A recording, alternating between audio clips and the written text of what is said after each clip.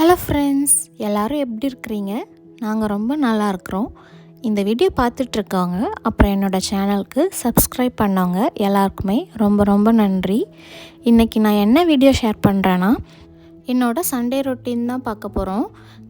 காலையில் எல்லாருமே சீக்கிரமாகவே எழுந்திரிச்சிட்டாங்க. பசங்க ஸ்கூல் போகிறதால டெய்லியும் அந்த டைமுக்கே எழுந்திரிச்சி பழகிட்டாங்க. அதனால் நம்ம கொஞ்சம் நேரம் தூங்கணும்னு நினச்சாலும் அவங்க சீக்கிரமாக எழுந்திரிச்சிட்றாங்க. அவங்களுக்கு பால் காய்ச்சி கொடுத்தேன். குடிச்சிட்டு இந்த ட்ராயிங்லாம் பண்ணிகிட்டு இருந்தாங்க. அப்புறமா பிரேக்ஃபாஸ்ட்க்கு இன்றைக்கி ரொம்ப சிம்பிளாக தான் பண்ணியிருந்தோம். ஏன்னா லஞ்சுக்கு பரோட்டா பண்ணலான்னு இருந்தேன். அதனால் பிரேக்ஃபாஸ்ட் சிம்பிளாக முடிச்சிட்டேன். பசங்களுக்கு ஃப்ரெஞ்ச் டோஸ்ட் போட்டேன். பக்கத்தில் என் வீட்டுக்காரங்க எங்கள் 2 பேருக்கு மட்டும் ஸ்க்ராம்பிள் எக் பண்ணாங்க. கேபேஜ் அப்புறம் காலிஃப்ளவர் இதெல்லாம் போட்டு சூப்பராக பண்ணுவாங்க. எங்களுக்கு மட்டும் பண்ணுறதால கொஞ்சம் எக்ஸ்ட்ரா காரமாகவே பண்ணி சாப்பிட்டோம். ரொம்ப சூப்பராக இருந்தது. பசங்க சின்ன பிள்ளையாக இருந்தப்போ அவங்களுக்கு தனியாக காரம் கம்மியாக போட்டு சமைச்சு கொடுத்துட்ருந்தேன். இப்போ பசங்க நல்லா வளர்ந்துட்டாங்க. அதனால் நம்ம சாப்பிட்ற அளவுக்கு காரம் இல்லை, கொஞ்சம் மைல்டான காரம் தான் நார்மலாக நான் டெய்லி சமையலில் போடுறேன். அதனால் என்றைக்காச்சும் இந்த மாதிரி எங்களுக்கு மட்டும் சமைக்கும்போது நல்லா காரமாக போட்டு சாப்பிடுவோம். நமக்கு ஏதாச்சும் காரம் சாரமாக சாப்பிட்டா தானே நல்லாயிருக்கும்.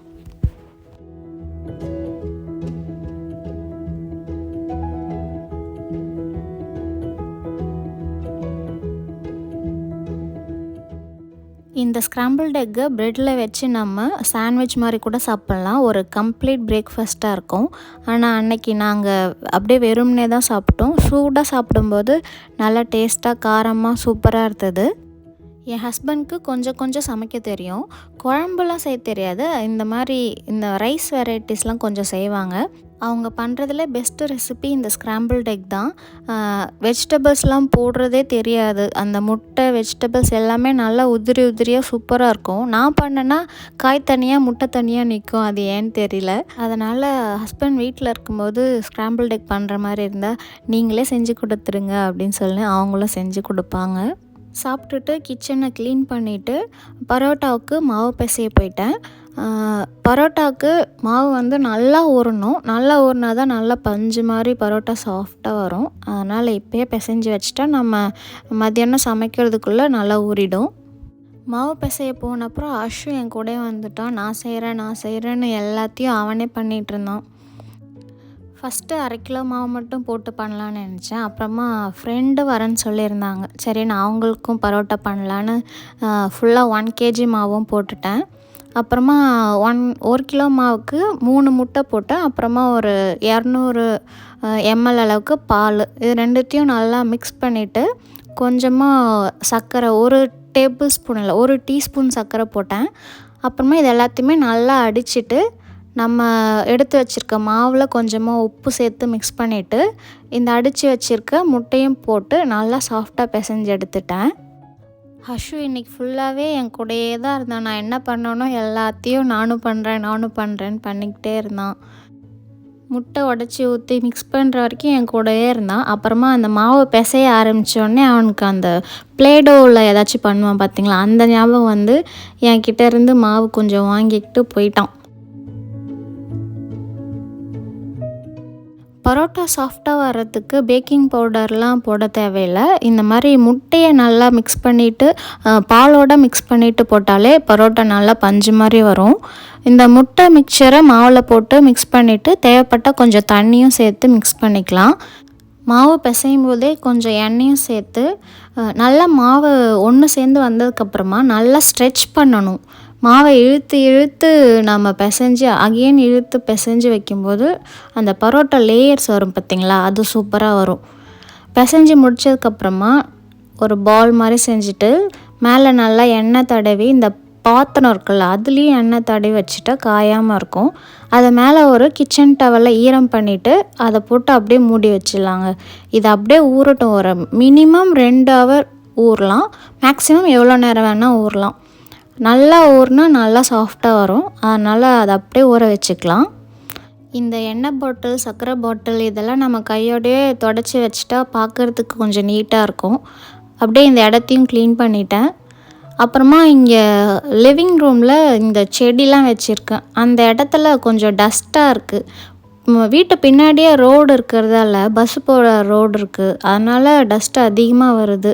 சரின்னு இந்த இடத்த க்ளீன் பண்ணலான்னு எல்லாத்தையும் எடுத்து வச்சிட்ருந்தேன். பசங்க வந்து லெகோ பண்ணியிருக்காங்க, அதை அழகாக உடையாமல் எடுத்து பத்திரமா ஒரு பிளேஸில் வச்சுட்டு மிச்சது எல்லாத்தையும் எடுத்து வச்சிட்ருந்தேன். இப்போ வந்து பசங்களுக்கு வந்து ஒரு ஒரு ஸ்டேஜில் ஒரு ஒரு இன்ட்ரெஸ்ட் இருக்கும். சில நேரம் வந்து டாய்ஸ் வச்சு இந்த ஸ்டஃப்டு டாய்ஸ் இருக்குல்ல, அது வச்சு விளையாடுவாங்க. சில நேரம் கார்ஸ் வச்சு விளையாடுவாங்க. அந்த மாதிரி ஒரு ஒரு ஸ்டேஜ்லேயும் ஒரு ஒரு இன்ட்ரெஸ்ட் மாறிட்டே இருக்கும். இப்போ வந்து என் பசங்களுக்கு ட்ராயிங்கும் லெகோவும் போயிட்டுருக்கு. இன்னும் கொஞ்சம் நாளில் வேறு இன்ட்ரெஸ்ட் வந்து வேறு ஏதாச்சும் பண்ணுவாங்க. இப்படி அவங்களோட இன்ட்ரெஸ்ட் மாறிட்டே இருக்கும்.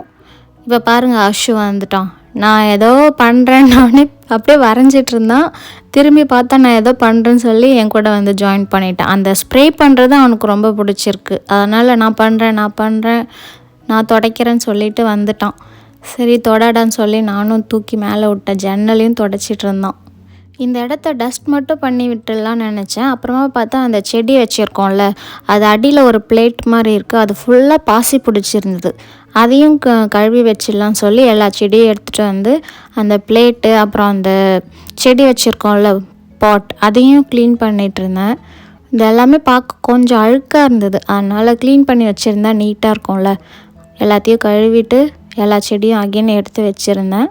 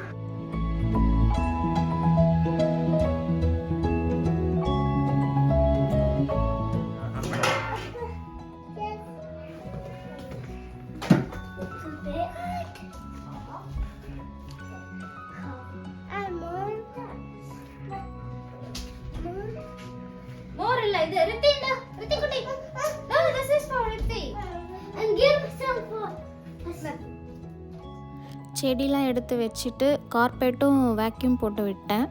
அப்புறமா இந்தியாவுக்கு கால் பேச வேண்டியதெல்லாம் பேசிவிட்டு கொஞ்சம் நேரம் அப்படியே டிவி பார்த்துட்டு மதியானம் சமைக்க ஆரம்பிச்சிட்டேன். பசங்க அந்த பரோட்டா மாவில் ஏதோ பண்ணிகிட்டு இருந்தாங்க. காலையில் செஞ்சு வச்சுட்டு இப்போ அகெயின் நான் பரோட்டா பண்ண போகிறோட்டான்னு சொன்னதுக்கப்புறம் மறுபடியும் மாவு கேட்டு வாங்கி ஏதோ பண்ணிகிட்டு இருந்தாங்க. நான் ஃபஸ்ட்டு சிக்கன் சால்னா ரெடி பண்ணிக்கலான்னு ஒரு பேனில் கொஞ்சமாக எண்ணெய் ஊற்றிட்டு அதில் சோம்பு, வெட்டி வச்சுருந்த வெங்காயம் அதெல்லாத்தையும் போட்டு நல்லா வதக்கிட்டேன்.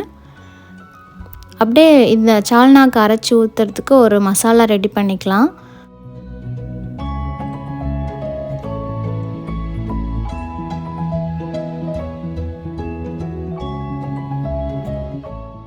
ஒரு பேனில் கொஞ்சமாக எண்ணெய் ஊற்றிட்டு சோம்பு, கசகசா, பட்டை, கிராம்பு, ஏலக்காய், அன்னாச்சிப்பூ இதெல்லாமே எண்ணெயில் ஃபஸ்ட்டு வறுத்துக்கலாம்.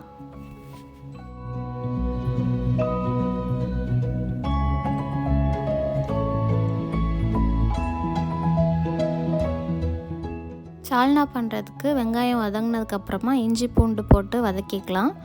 இப்போது இந்த மசாலா ரெடி பண்ணுறதுக்கு சின்ன வெங்காயத்தை கட் பண்ணி சேர்த்துக்கலாம். இதில் சின்ன வெங்காயம் போட்டால் டேஸ்ட்டாக இருக்கும், அதனால் சின்ன வெங்காயத்தை போட்டு வதக்கிக்கலாம். இஞ்சி பூண்டு போட்டதுக்கப்புறமா அது கூடவே தக்காளியும் போட்டால் அந்த பேனில் அடி பிடிக்காது. அது கூடவே ஒரு தக்காளியும் போட்டு இஞ்சி பூண்டு வாசனை போகிற அளவுக்கு வதக்கிக்கலாம். இது இப்போ நம்ம மசாலா அரைக்கிறதுக்கு சின்ன வெங்காயம் போட்டு வதக்கணும்ல, அது வதங்கினதுக்கப்புறமா ஒரு 1/4 மூடி தேங்காய் அதையும் வதக்கிக்கலாம். இந்த தேங்காய் கொஞ்சம் கலர் மாறி வரட்டும், அது வரைக்கும் நம்ம வதக்கி எடுத்துக்கலாம். அதை அப்படியே ஓரமாக ஆற வச்சிடலாம். இப்போது சால்னாக்கு இஞ்சி பூண்டு வாசனைலாம் போனதுக்கப்புறமா கொஞ்சமாக மிளகாத்தூளும் கொஞ்சமாக மல்லித்தூளும் போட்டு கூடவே சிக்கனும் போட்டு வதக்கிக்கலாம்.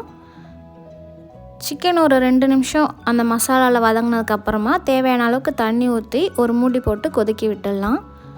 நான் சமைச்சிட்ருக்கும்போதே ஃப்ரெண்டு வந்துட்டாங்க. அவங்க கூட பேசிக்கிட்டே சமைச்சிட்ருந்தேன். அப்புறமா என் ஹஸ்பண்ட் வந்து பரோட்டா பண்ணுறதுக்கு ஹெல்ப் பண்ணாங்க. வறுத்து ஆற வச்சுருந்தால அது எல்லாத்தையும் அரைச்சிட்டு வந்து இந்த சிக்கனோட சேர்த்துடலாம். இந்த தேங்காய், வெங்காயம் இந்த மிக்சர்லாம் சேர்த்துட்டு ஒரு 2 நிமிஷம் கொதிச்சா போதும், நமக்கு சிக்கன் சால்னா ரெடி ஆகிடும். காலையில் பரோட்டாவுக்கு மாவு பிசைஞ்சது மட்டும்தான் நான் பண்ணேன்.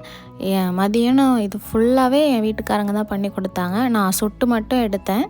அதுவும் என் ஃப்ரெண்டு வந்து நான் செஞ்சு கொடுக்குறேன்னு சொல்லிவிட்டு அவங்க செஞ்சிட்ருந்தாங்க. நான் வந்து சைடில் கொஞ்சம் ரசமும் சோறும் வச்சுட்டா நைட்டுக்கும் அதையே வச்சுக்கலான்னு சொல்லிவிட்டு ரசம் வச்சிட்ருந்தேன்.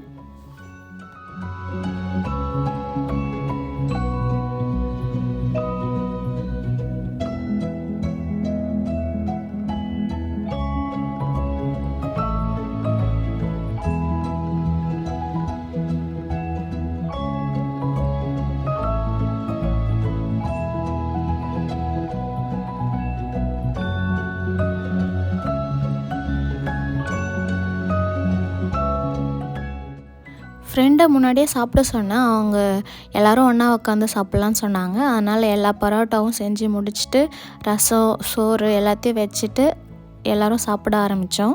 எல்லாருக்கும் நல்ல பசி. பரோட்டான்றதால இன்னும் பசி ரொம்ப எக்ஸ்ட்ராவாகிடுச்சு. அதனால் சீக்கிரமாக எல்லோரும் உட்காந்து சாப்பிட்டோம். ரித்தி பரோட்டா கூட சால்னா வச்சு சாப்பிட்டான். அஷு மட்டும் வெறும் பரோட்டாவை சாப்பிட்றேன்னு சொல்லி சாப்பிட்டுட்டு இருந்தான். வெறும் பரோட்டாவே டேஸ்ட்டாக தானே இருக்கும். சின்ன பிள்ளையில நான் கூட இப்படி தான் சாப்பிடுவேன், வெறும் பரோட்டாவே சாப்பிடுவேன். சாப்பிட்டுட்ருக்கும்போது டிவியில் வந்து ராட்சசி மூவி பார்த்தோம்.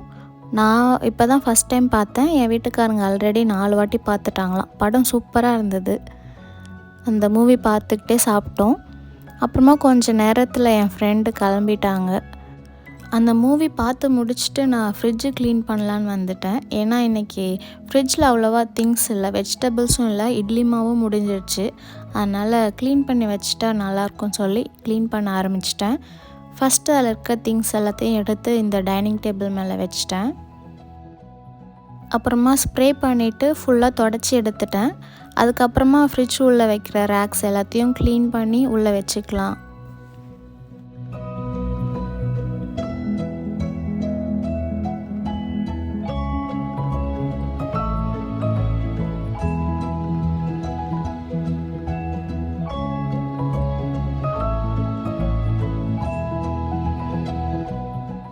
இந்த ஃப்ரிட்ஜில் இருக்க கண்ணாடி ரேக்ஸ் மட்டும் கழுவிட்டு கையோடவே உள்ளே வச்சிட்டேன். ஏன்னா பசங்க அங்கேயும் இங்கேயும் ஓடி விளையாடிட்டுருப்பாங்க. டக்குன்னு ஏதாச்சும் தெரியாமல் பட்டு உடஞ்சிடுச்சுன்னா அப்புறம் நமக்கு செலவு வச்சிடும். அதனால் கையோடவே இந்த கிளாஸ் ஐட்டம்ஸ் மட்டும் உள்ளவே வச்சிட்டேன், துடைக்கல. அதுக்குள்ளே வச்சுட்டு துடைச்சிக்கலான்னு சொல்லிவிட்டு கையோட அதுக்குள்ளே வச்சிட்டேன்.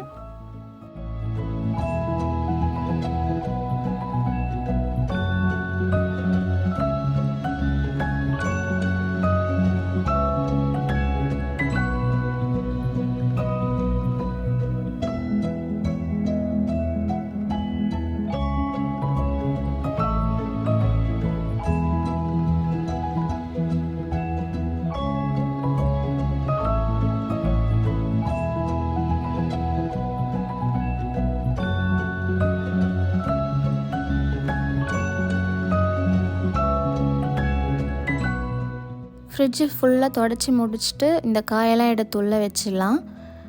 அவ்வளோவா வெஜிடபிள்ஸ் இல்லை, இது முடிய போகுது. இந்த வீக் இன்னும் வெஜிடபிள்ஸ் வாங்கலை.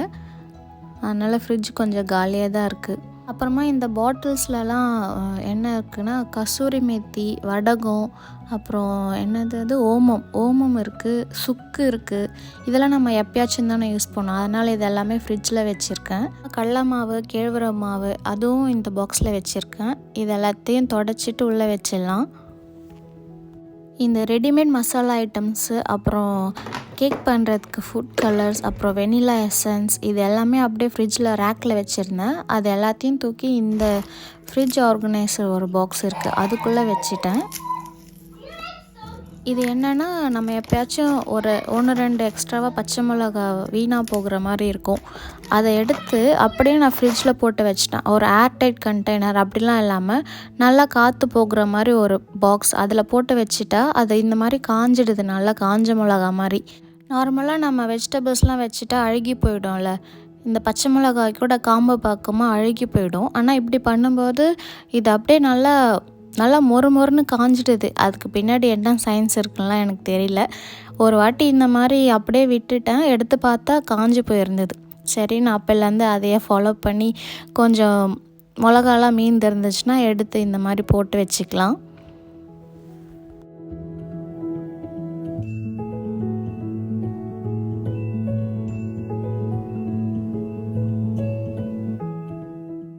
இப்போது ஃப்ரிட்ஜு க்ளீன் பண்ணி முடித்தாச்சு. நெக்ஸ்ட்டு ஃப்ரீசர் க்ளீன் பண்ணிக்கலாம். ஃபஸ்ட்டு ஃப்ரீசர்லேருந்து எல்லாத்தையும் எடுத்து வெளியில் வச்சுக்கலாம். கொஞ்சமாக ஃப்ரோசன் வெஜிடபிள்ஸ் இருக்குது. இந்த வெண்டைக்காய், அப்புறம் பீன்ஸ் ஒரு நாள் கடையில் இல்லை, அதனால் ஃப்ரெஷ் பீன்ஸ் இல்லாததால் ஃப்ரோசன் பீன்ஸ் வாங்கிட்டு வந்திருந்தேன், அது இருக்குது. அப்புறமா பச்சை மிளகா பேஸ்ட் இருக்குது.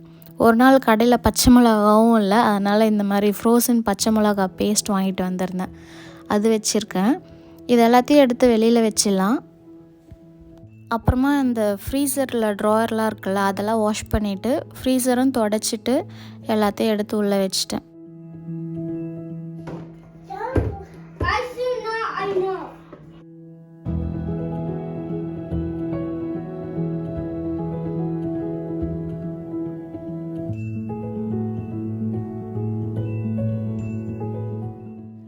ஃப்ரிட்ஜு உள்ளே ஃபுல்லாக க்ளீன் பண்ணிவிட்டு மேலேயும் கொஞ்சம் க்ளீன் பண்ணிட்டேன். நான் ஸ்ப்ரே பாட்டிலை கையில் எடுத்தோடனே அஷு வந்துட்டான், நான் ஸ்ப்ரே பண்ணுறேன்னு சொல்லிட்டு. அப்புறமா அவனும் ஹெல்ப் பண்ணான். ஃப்ரிட்ஜில் இருக்க வெஜிடபிள் பாக்ஸ், அப்புறம் ஃப்ரீசர் ரேக்கு, இதெல்லாமே பெருசு பெருசாக இருக்கிறதால வாஷ் பண்ணும்போது சிங்கில் இருந்து நிறைய தண்ணி சிந்துடுச்சு தரையில். அப்புறம் நிறையா குப்பை வேறு இருந்தது, அது எல்லாத்தையும் பெருக்கிட்டு தொடச்சி விட்டுட்டேன். அவ்வளோதாங்க. இப்படி தான் என்னோடய சண்டே காலையிலேருந்து மதியம் வரைக்கும் போச்சு. இந்த வீடியோ உங்களுக்கு பிடிச்சிருக்குன்னு நினைக்கிறேன். பிடிச்சிருந்தா என்னோடய சேனலுக்கு சப்போர்ட் பண்ணுங்கள். ஒரு லைக் அண்ட் கமெண்ட் பண்ணுங்கள். தேங்க்யூ.